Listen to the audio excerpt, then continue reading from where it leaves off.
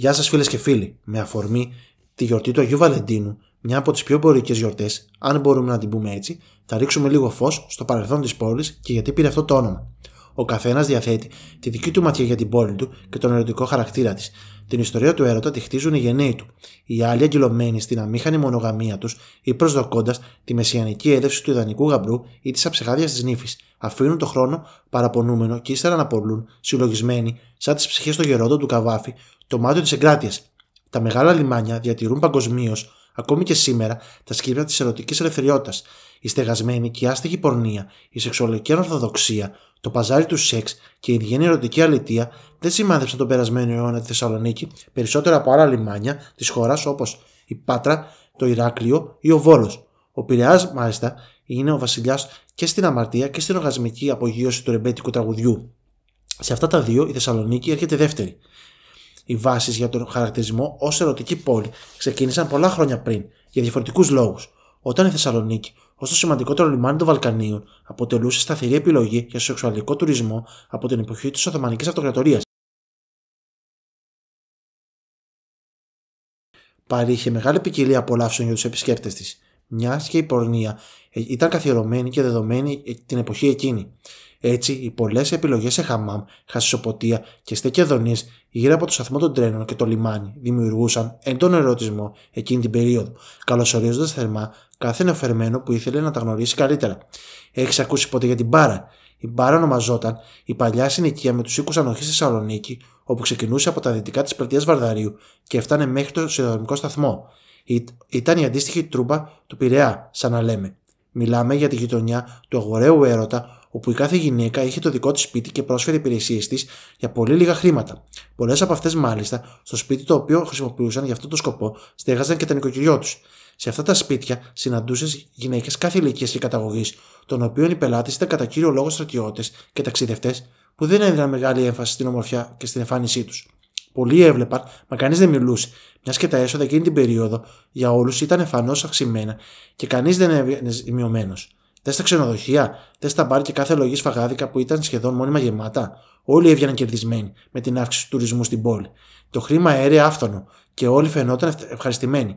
Αφορμή για να μπει ένα τέλος σε όλες αυτές τις πρακτικές αποτέλεσαν διάφορα περιστατικά σεμνών κοριτσιών, όπου οι αγαπητικοί τους, όπως λέγεται, τις εξώθησαν στην πορνεία.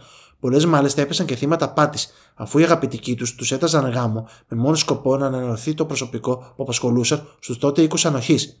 Το 1934 η εφημερίδα Μακεδονία παίρνει θέση επί του ζητήματος και οθεί όλο ένα και περισσότερο κόσμο να ταχθεί υπέρ της εξυγίανσης της πόλης από την πορνεία, όπως το κατάφεραν και άλλες πόλεις εκείνη την περίοδο. Έπειτα από αυτές τις δράσεις, η παρακμή δεν άρχισε να επέλθει. Μετά το Δεύτερο Παγκόσμιο Πόλεμο, το Υπουργείο Δημόσιας Τάξης, η Εκκλησία και ο ΟΗΕ επιδίωξαν να κλείσει Μπάρα, την οποία αποκαλούσαν τροπή της Θεσσαλονίκης, με αποτέλεσμα τα περισσότερα κοκκινοπά σπίτια να κλείσουν το 1949. Κάποια από αυτά μετατοπίστηκαν κοντά στο σταθμό των τρένων, ενώ άλλα έκλεισαν για πάντα. Η προσφορά και η ζήτηση των εύκολων αυτών απολαύσεων μειώθηκε σημαντικά και ολόνα και λιγότεροι την αναζητούσαν. Τα εξακουστά λαδάδικα, όπου την ιστορία του ερμήνευσε και ο Αθάνατος Μητροπάνος, μετατράπηκαν σε στέκια προσέλευσης νεολαίας, αφού γέμισαν με μπαρ, καφενεία και κλαμπ. Πολύ θόρυβος για να καλύψει ένα ήδη θορυβώδες παρελθόν, θα έλεγε κανείς. Τι και αν έσβησε όμως το παρελθόν της? Το κέντρο της Μπάρας ήταν ένας σουρεαλιστικός κόσμος φουκαράδων, τυχοδιοκτών και αγοραίου έρωτα, που λειτουργούσε με τους δικούς του κανόνες. Πολλοί συγγραφείς που επισκεπτόταν τότε τη Θεσσαλονίκη περιέγραφαν τη γοητεία και την παραδοσιακή ερωτική αίσθηση της Ανατολής που έπνεε η πόλη και ιδιαίτερα η Μπάρα. Η Ρωσική Επανάσταση τον Οκτώβριο του 1917, καθώς και η Μικρασιατική καταστροφή, έφεραν στην πόλη καταδιωγμένους Ρώσους αριστοκράτες και εξαθλιωμένους Μικρασιάτες πρόσφυγες. Ανάμεσά τους υπήρχαν και πολλά απροστάτευτα και ορφανά κορίτσια που η οικονομική ανάγκη τα καθιστούσε ευάλωτα και τα οθούσε στην πορνεία. Οι πόρνες, στα τουρκικά ονομαζόταν μικρές κυρίες, είχαν ουμάκια, ζούσαν κάτω από τη βία των ταβατζίδων τους και των πελατών τους. Κάποιες από αυτές τις σκηνές γυναίκες κατέληγαν το πρωί μεθυσμένες, ημίγυμνες, με μαυρισμένα μάτια και με το αίμα να κυλά από τη μύτη και τα δόντια τους, αφού το προηγούμενο βράδυ είχαν υποστεί κακοποίηση από τους θυμωμένους και μεθυσμένους πελάτες. Σε μερικά ανωτέρου επίπεδου σπίτια, η πατρόνα ή η μαμά κανόνιζε τις τιμές και διαπραγματευόταν το εμπόρευμά της. Συχνά, μάλιστα, έστελνε και κοπέλες σε ιδιωτικές επισκέψεις σε σπίτια αριστοκρατών. Πολλές ήταν οι μαντάμ της εποχής, που η φήμη τους απλώθηκε σε όλη την πόλη, όπως η μαντάμ Κλεοπάτρα, η μαντάμ Ζιζέλ, που ήταν Εβραία, και η μαντάμ Δεδέ, η τελευταία που ήταν και ονόνα του παιδιού του αρχηγού της αστυνομίας, Νίκου Μουσκουντή, διατηρούσε τον Νίκο Ανοχίστη στην οδό Αγγελάκη, σχεδόν αποκλειστικά με κορίτσια πρόσφυγες από τη Μικρά Ασία. Η ίδια διατηρούσε ένα δίκτυο πληροφοριοδοτών και έτσι πολύ γρήγορα μια πληροφορία για νέα πρόσωπα του υποκόσμου έφτανε στις αρχές. Ήταν γνωστές άλλωστε οι σχέσεις μεταξύ των επικεφαλής της αστυνομίας της Θεσσαλονίκης και του υποκόσμου. Φρόντιζε ακόμα και τα κορίτσια της να έχουν όλα άδεια. Από τις θρυλικές μορφές της μπάρας, εκείνη την εποχή, ξεχωρίζει ο ντυμένος πάντα στην τρίχα Άλκης Πετσάς, ο επωνομαζόμενος και βασιλιάς της μπάρας. Ο Πετσάς, ο αρχινταΐς του Βαρδάρη, ήταν ο αρχηγός μιας συμμορίας αποτελούμενη από νταΐδες και μαχαιροβγάλτες, με προέλευση την Κωνσταντινούπολη και παραρτήματα σε Σμήνη και Κρήτη. Σύμφωνα με τον αείμνηστο θεσσαλονικιό συγγραφέα Μάριο Μαρίνο, ο Άλκης Πετσάς ήταν τότε ο βασιλιάς του μικροκόσμου και του υποκόσμου της Θεσσαλονίκης, των χασεμπόρων, των χασισοποτών, των ταβατζίδων, των μπουρδέλων, των μιζαδόρων, των χαρτοπαιχτικών λεσχών. Είχε επιβληθεί με την παλικαριά του, το μυαλό του και την καλοσύνη του. Όλα εξαρτιόταν από αυτόν. Ήταν ο αφέντης της περιοχής. Ο Άλκης Πετσάς γεννήθηκε στο Βόλο, αλλά μεγάλωσε στην Κωνσταντινούπολη, στη συνοικία Τάταυλα. Εκεί μπήκε στον κόσμο του χασίς και της σωματοπορίας. Όταν ήρθε στη Θεσσαλονίκη, επιβλήθηκε γρήγορα στο μικρό κόσμο της μπάρας. Κάθε σύγκρουση μαζί του έβγαινε καταστροφική για τους αντιπάλους του. Δεν άρχισε έτσι να εξελιχθεί στο βασιλιάς της μπάρας. Το στέκι του και ορμητήριο ήταν ένα καφενείο χασοποτείο στην μπάρα, στην οδό Αφροδίτης 51, απέναντι από τον οίκο ανοχής της Μαντάμ Ερασμίας. Ήταν ένα μικρό μαγαζί με καναπέδες στον τοίχο, λίγα τραπεζάκια, καρέκλες και ένα μιντέρι για να ξαπλώνει. Σε γενικές γραμμές, ο Άλκης Πετσάς είχε καλή φήμη στον υπόκοσμο της Θεσσαλονίκης.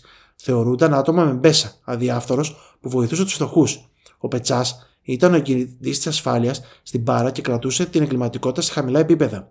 Ωστόσο, μέρα με τη μέρα, μεγάλωνε ο αριθμός των δυσαρεστημένων που ήθελαν να τον ξεφορτωθούν. Το 1932 έφτασαν στην μπάρα δύο νταΐδες από την Αθήνα, Σμυρνή στην καταγωγή. Ήταν δύο αδέρφια Αυγουλάδες, ο Παράχασος και ο Χατζής. Αυτοί ήρθαν σε επαφή με δυσαρεστημένους Μυρνιούς της Θεσσαλονίκης και άρχισαν να οργανώνουν δικές τους λέσχες, εκβιασμούς και πορνεία.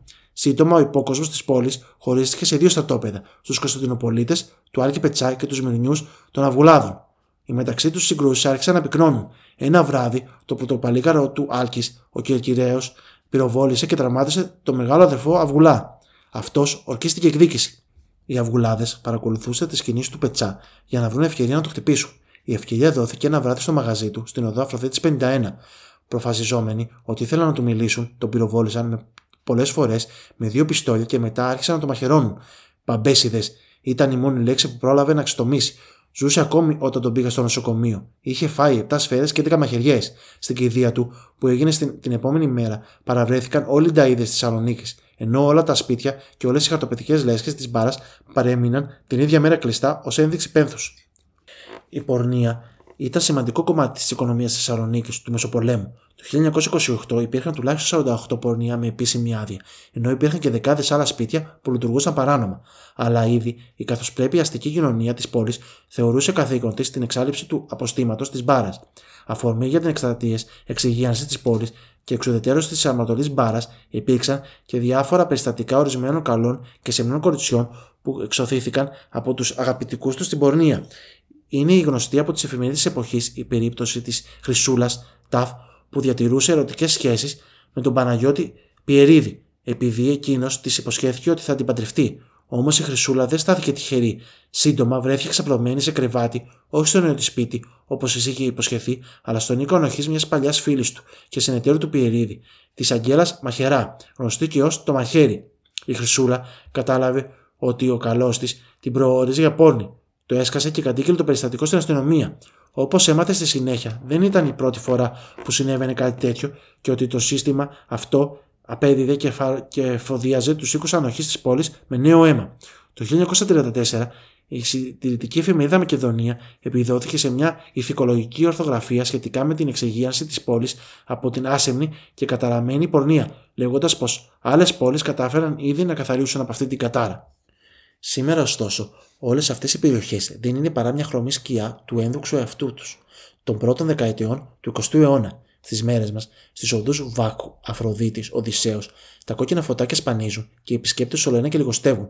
Λίγους δρόμους πιο πέρα, τα ονομαστά λαδάδικα αναβαθμίστηκαν και μετατράπηκαν σε στέκια ενός αντισηπτικού τρόπου διασκέδασης της νεολαίας και η θρυλική μπάρα, βυθισμένη στον απόκοσμο μεγαλείο της παρακμής της, ζει τους έσχατους καιρούς της. Άλλη μια παραδοσιακή γειτονιά, σήμα καταθέν της ερωτικής Θεσσαλονίκης αργοσβήνει και ίσως κάποια στιγμή αναβαθμιστεί και αυτή και γίνει άλλη μια ατραξιόν για τους εξασταλτισμένους τουρίστες. Οι πόλεις χάνονται, οι πόλεις παραμένουν πάντα εκεί. Η Θεσσαλονίκη είναι μια πόλη. Έχει χάσει και έχει χαθεί.